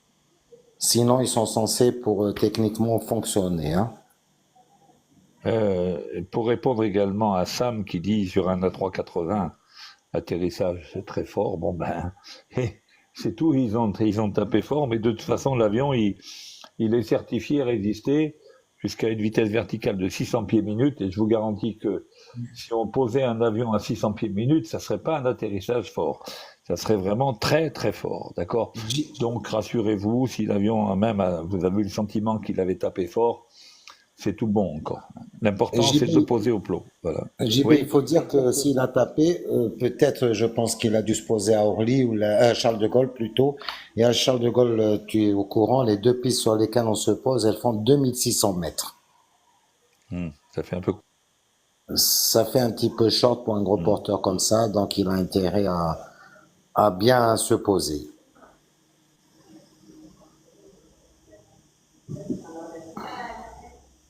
Adelaine, il t'a dit transpondeur HS, le plan d'homme ne sera pas validé. Effectivement, Adelaine. Avez-vous la main sur l'émetteur fréquence transpondeur, c'est-à-dire la main. Je pense qu'il doit dire si on affiche un code. Je pense à un ordine. On a un code que le contrôle nous le donne et on l'affiche. Ça, c'est chaque avion a un code transpondeur qui va déterminer, qui va être identifié, l'ID card de l'avion. Donc c'est ce code transpondeur qui va faire que, il va différencier tel avion à tel avion. Il y aura le numéro de vol, bien sûr le squawk, le numéro de transpondeur, le code transpondeur, le numéro de vol, l'altitude et la vitesse. JB, une question qu'on l'a eu déjà, mais qui est passée dans un live très ancien. Il disait pourquoi le transpondeur n'a pas le chiffre 8 et 9. Et j'ai essayé Alors, de poser la question et personne ne m'a c'est répondu. des Est-ce que tu as la... codes. En fait, on avait besoin, si ma mémoire est bonne, là, il faut que j'aille chercher loin dans ma mémoire quand j'ai étudié le transpondeur, c'est des transpondeurs 4096 codes. Et donc, avoir de 0 jusqu'à 7 suffisait à générer 4096 codes. Mais je peux me renseigner, je peux aller voir plus avant. Mais Voilà, effectivement, non, mais c'était. Voilà. On a et j'ai posé considéré la que. question au contrôleur. Tu sais, c'est Personne comme. n'a Oui. répondu. Tu sais, c'est comme les histoires de fréquence VOR. La même fréquence de VOR peut être attribuée à condition que les VOR soient à une certaine distance, etc. C'est comme le DME, par exemple. Le DME est capable de prendre en charge 100 avions, pas plus. Tout au moins dans le temps, c'était comme ça. Le DME est fabriqué pour prendre en charge 100 avions. Donc, parce qu'on a considéré qu'autour d'un VOR DME, il était plus qu'improbable qu'il y ait plus que 100 avions qui travaillent sur ce même VOR, DME. Et là, je pense que pour les codes transpondeurs, ils ont considéré que avoir pour une région donnée 4096 codes suffisait amplement. Voilà. Tout à fait. Il y a Double Blanc qui nous dit que c'est un système octal. Je ne veux pas être catégorique. Hein.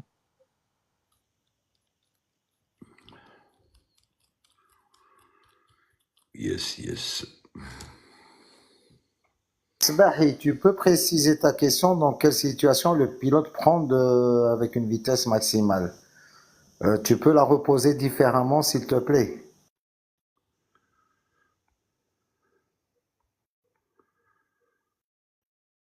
Dédine et Algérie n'a pas de 37 max.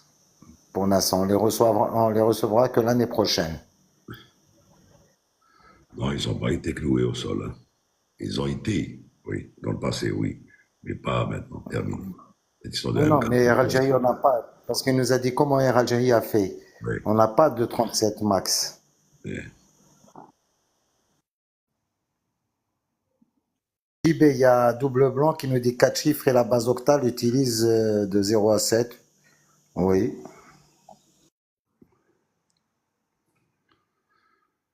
C'est un chiffrage en base 8, oui, effectivement. On utilise 8 chiffres. Ouais. D'ailleurs, moi, je m'amusais de temps en temps au simulateur quand je donnais un code transpondeur aux équipages. Je disais par exemple Squawk 2638. Et rien que pour voir la réaction, pour voir si les gars, ils étaient déjà dans cette histoire de système octal. Et donc, ils allaient chercher le 8. Il y en a qui allaient chercher le 8. Bon, ça, c'est le stress faisant du simu, du truc et tout. On va m'amuser pour ça. Et JB, je te raconte la panne qu'il aimait bien, monsieur Nordin. C'était, je crois, une panne électrique et le gars perdait le TICAS et s'il disait rien, il lui envoyait un avion plein dans la gueule. Parce que il voit que le TICAS est HS et bon, ben, c'est une bonne chose. C'est du sadisme, ça. Mais bon, il a raison. Bah oui. Et comme il dit, il faut avertir le contrôleur que tu n'as pas de TICAS. Tout simplement. Par contre, il y avait une panne qu'on faisait à l'époque. Dommage que ce simu n'est pas équipé dans le JB que j'aimais faire. C'est d'enlever le voice au TICAS. Oui. Et le gars, il voit le TICAS lui dire de monter ou descendre, et les gens ne réagissaient pas, ils étaient stimulés par la voix. Donc on revient à ce qu'il disait. On revient à ce qu'il disait tout à l'heure. Je sais pas qui c'est qui disait ça. Les gens restaient dans le.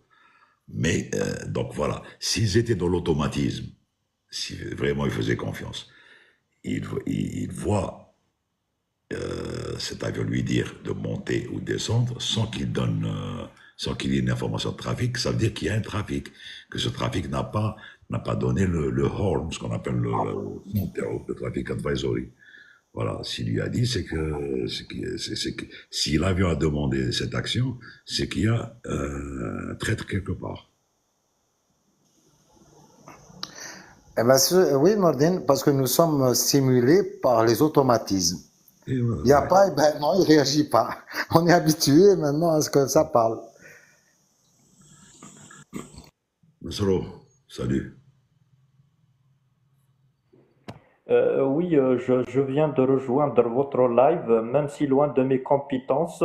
Je crois que c'est un live de haut degré, c'est un de registre qui parlait sur l'aviation, etc. Mais je pose seulement une question. Enfin, je suis pas connaisseur du domaine, mais j'aimerais bien avoir là-dessus des éclaircissements. Comment affréter l'affrètement, comment ça se passe? Affréter un avion, est-ce que ça se passe par des sociétés privées, quoi? Je n'ai pas bien compris. Je suis un lambda, un simple citoyen qui voulait un petit peu curieux. Je veux assouvir ma curiosité sur le thème d'affrètement. Je parlais par exemple, le président prenait un avion affrété.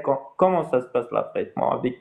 Et merci bien, je vous remercie messieurs, ça me fait de plaisir de vous rejoindre et de participer de tel live et qui ont un petit peu qui parlaient sur le domaine de aéronautique. Merci Bienvenue, bien. Mourad va te répondre. Mourad, vas-y. D'abord, la compagnie regarde si avec son nombre d'avions, on peut répondre au programme estival, par exemple en période d'été, si on se fait. Est-ce qu'on peut répondre à ce programme? Il peut se faire avec nos avions ou on doit rajouter. Ensuite, il y a un avis d'appel d'offres qui va se faire et transmis aux compagnies aériennes, aux leasers, etc. Il y aura bien sûr des gens qui sont intéressés par cet avis d'appel d'offres. Il y aura une commission de marché qui va statuer pour voir qu'est-ce qui nous arrange en prix. Généralement, ça se fait en heures de vol, hein, JB. On paye selon le nombre d'heures de vol Et que 240 heures à peu près, 240 heures Voilà. par mois. Voilà, qui est 240 heures par mois. Et cette compagnie, donc, elle va nous donner un avion avec un équipage qui va faire le programme en Andorre Algérie. Si elle va faire moins, on sera obligé de payer une compensation. Si elle est fait, bah, tant mieux. Et plus on fait d'heures de vol, plus le prix va être dégressif avec cette compagnie qui nous a loué l'avion. JB, tu peux Merci. rajouter quelque chose? Merci bien, c'est très gentil. Oui. Attendez, il y a mon collègue JB qui peut rajouter quelque chose, qui a beaucoup plus d'expérience que nous. Et qui Je suis à l'écoute. Je suis à l'écoute, monsieur. Oui, je coupe les micros, je suis à l'écoute. Je vous Voilà. remercie JB à infiniment. toi. Oui, JB à toi. JB n'est pas là. JB, il a été appelé quelque part. Bon, Nordem, si tu peux rajouter quelque chose, c'est ce qu'on appelle, même si on vole moins, tu as raison, double blanc. oui, en aircraft, crew, maintenance et insurance. C'est l'avion, l'équipage, la maintenance et l'assurance qui sont inclus dans le packaging de l'affrètement. Et voilà. Donc, et pratiquement, des fois, c'est plus rentable que d'utiliser ces avions personnels. Bon, là, 2 minutes, je suis un petit peu occupé avec quelque chose, donc je te laisse 2 minutes. Ok. Il y a, Chagmi, lorsque l'avion survole des avions de conflit, est-ce que les brouillages radars interfèrent? C'est pas les brouillages radars, c'est les brouillages sur le GPS. On perd le GPS en navigation, mais bon, on peut continuer à voler avec les IRS sans problème. D'ailleurs, tu pourras Shinigami, il y a un TikTok qui parle c'est TF1 qui a parlé de ce problème. J'avais aussi euh, édité une vidéo sur mon compte TikTok où on voyait le spoofing. Voilà. Oui, Fred Boisa, sur nos avions, sur les 330, je parle du 330. Par contre, double blanc pourra confirmer pour le 67 qu'il connaît, je pense, très bien. On a le moyen de couper les alarmes intempestives pour pas qu'on soit déconcentré ou gêné. Samy, comment peut-on savoir que ces avions qui sont en location sont fiables techniquement? Il faut savoir que si ils sont certifiés IOSA, ces compagnies sont fiables. Ok, Samy? Et en plus, la compagnie, elle envoie une équipe technique pour voir les avions, les contrôler, voir leur système de maintenance avec tout ce qui va avec, depuis l'incident de l'avion de Bamako, de Swiftair.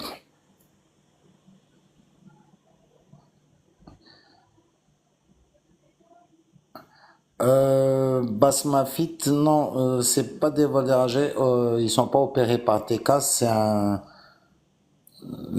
code share, un partage de code entre l'ATK et Air Algérie qu'on a fait, ça fait un moment qu'on a fait, donc nos passagers peuvent voyager avec l'ATK et les passagers de l'ATK peuvent voyager avec c'est un partage de code. Mahidine Ralbi, la taille et l'emplacement du numéro de... Oui, ils sont réglementés. C'est propre, c'est réglementé, c'est positionné de telle sorte, de la même taille et de la même façon.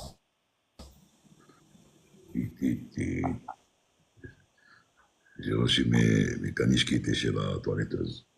Ah,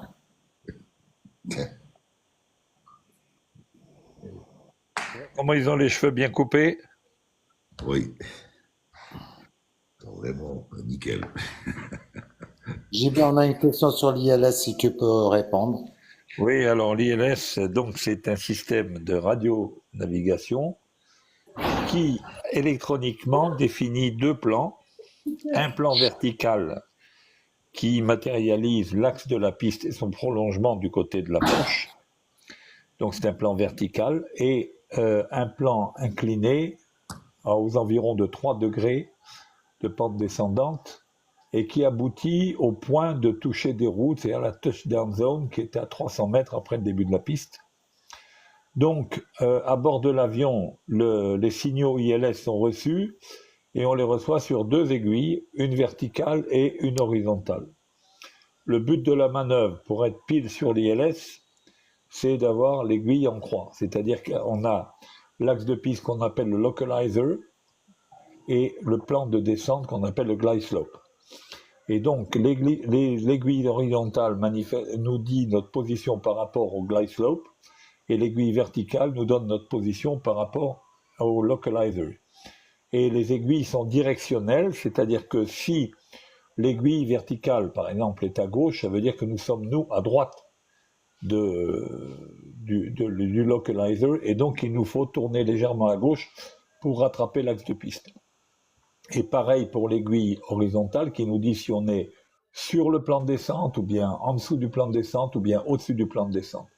Lorsque l'on est en dessous du plan de descente, l'aiguille horizontale va être au-dessus de la maquette de l'avion, qui nous signifie donc que nous sommes en dessous du plan. Et si nous sommes au-dessus du plan, l'aiguille horizontale va être en dessous de la maquette qui est sur l'horizon artificiel.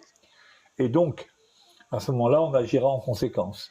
Si l'aiguille verticale est sur la gauche, par exemple, on corrigera le cap légèrement vers la gauche pour attraper le localizer. Et si on est en dessous du plan, eh ben on va diminuer notre vitesse verticale en augmentant légèrement la poussée des réacteurs jusqu'à rattraper le plan de descente et ensuite le suivre. Et si on est au-dessus, ben on va réduire les réacteurs, ça va augmenter la vitesse verticale de l'avion, on va rattraper le plan de descente, et une fois que l'aiguille sera bien au milieu, on suivra le plan de descente normal. Voilà comment ça marche. Et c'est tellement précis que en catégorie 3, on peut faire un atterrissage 0-0, sans aucune visibilité extérieure, pour autant qu'on ait deux pilotes automatiques. Voilà.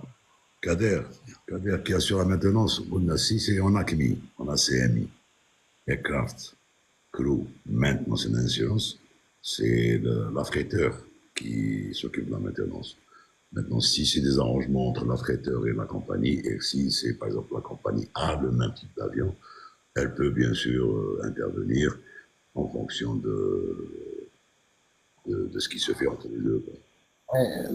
D'ailleurs, Nordine, j'ai répondu, je lui dis actuellement, par exemple, le Highfly, il a son équipe de maintenance, son loadmaster, et d'ailleurs, en baptisant un mécanicien et un loadmaster qui voyage avec eux, c'est lui qui fait tout. La différence entre la vitesse sol et la vitesse propre, donc la vitesse aérienne, la vitesse de l'avion par rapport à l'air, eh ben c'est tout simplement l'effet du vent. Excellent. C'est tout. L'avion se déplace dans une masse d'air, il a une vitesse par rapport à l'air, qui est la vitesse propre, et comme la masse d'air se déplace, eh ben les deux vitesses se conjuguent pour donner la vitesse sol. Voilà. Tout à fait.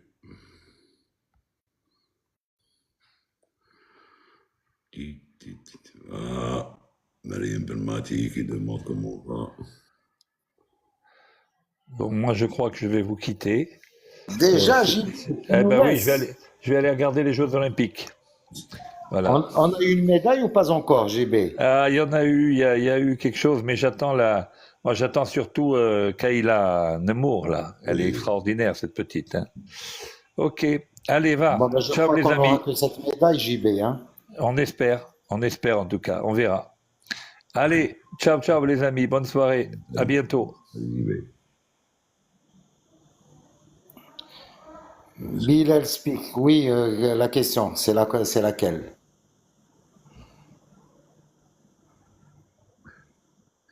Jihad Morgan, c'est quoi le système de la 330 qui maintient sa stabilité en vol turbulent?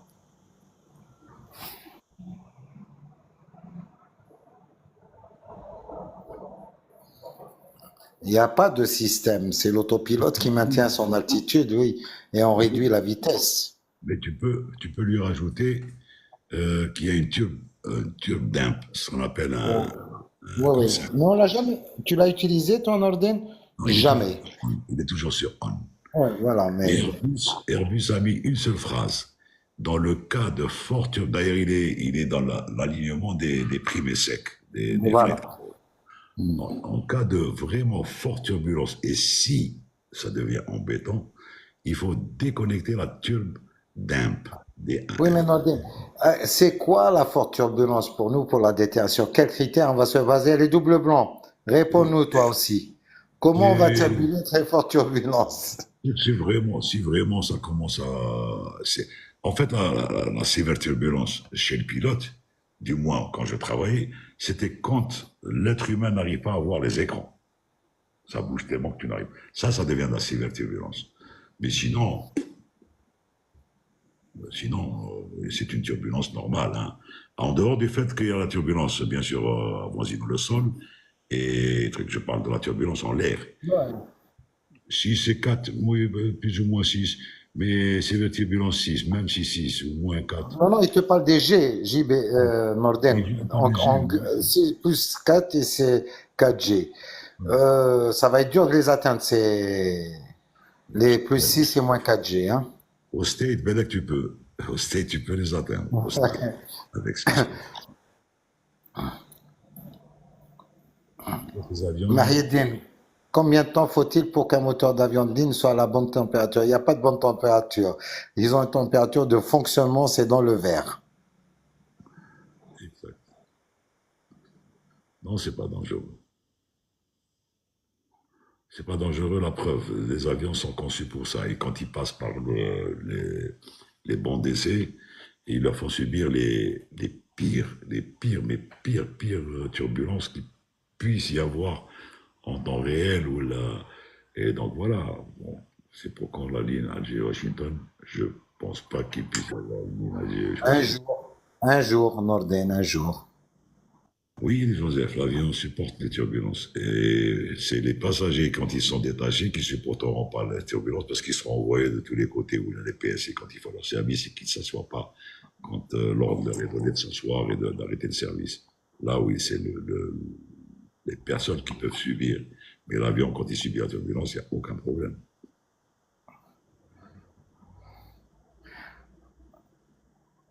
Allez, double blanc, réponds sincèrement. Tu as reçu combien de G en turbulence, toi?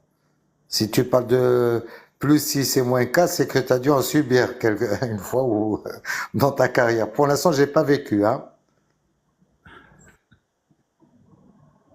Oui, les pilotes, bien sûr, ressentent les turbulences, puisqu'eux aussi les subissent, mais ils sont habitués aux turbulences, que ce soit de la légère jusqu'à la sévère, et ils feront tout pour essayer d'atténuer tout ça. Bon, en diminuant la vitesse, en changement de niveau, en changeant de niveau, en cherchant des endroits bien précis par rapport à ce qui est dit par les pilotes avoisinants, etc., etc.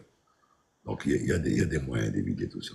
Maintenant, quand ça devient pendant un certain moment et que, eh bien, il faut supporter, il faut mettre, les pilotes mettent des harnais, ils ont même des harnais.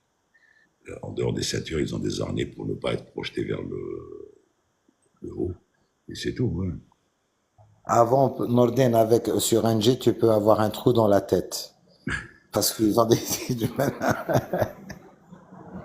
Oui, ben, les blessés, parce que ces blessés-là, ils étaient ou pas bien attachés, ou légèrement attachés, c'est-à-dire les ceintures desserrées, ou ils étaient debout en allant vers les toilettes, ou quelque chose comme ça. Il y a une bonne question de Tayem Norden. Qu'est-ce que les trous d'air existent vraiment? C'est pas on appelle ça, en fait, des trous d'air, c'est un mot qui a été inventé. C'est des changements de pression, c'est de l'aspiration et de l'ascendance.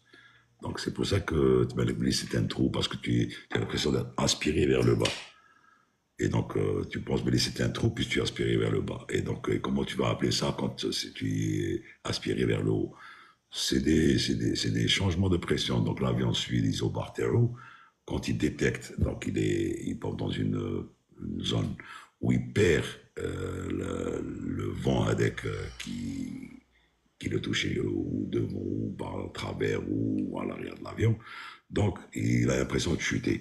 Mais il fait la ressource, il reprendra. C'est quoi les turbulences invisibles? Bilal explique, c'est pas de la turbulence invisible, on appelle ça de la turbulence en ciel clair. C'est la clear air turbulence. Air turbulence. Il y a la turbulence qui est liée aux formations nuageuses et il y a une turbulence en ciel clair qui est liée à un changement intempestif de vent. C'est pour ça, n'est pas invisible, on l'appelle clear air turbulence. CAT, CAT.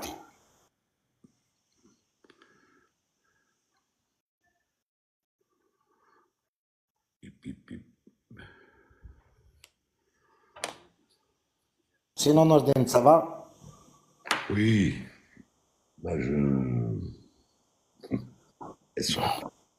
tu l'as Ils vu? sont tellement, il n'y a pas tellement de questions, il n'y a pas tellement de personnes qui veulent monter actuellement. Regardez, Margot, ils sont en train de regarder le truc, les JO. Donc, c'est vrai, on va tous aller regarder Ils espèrent une médaille, Inch'Allah.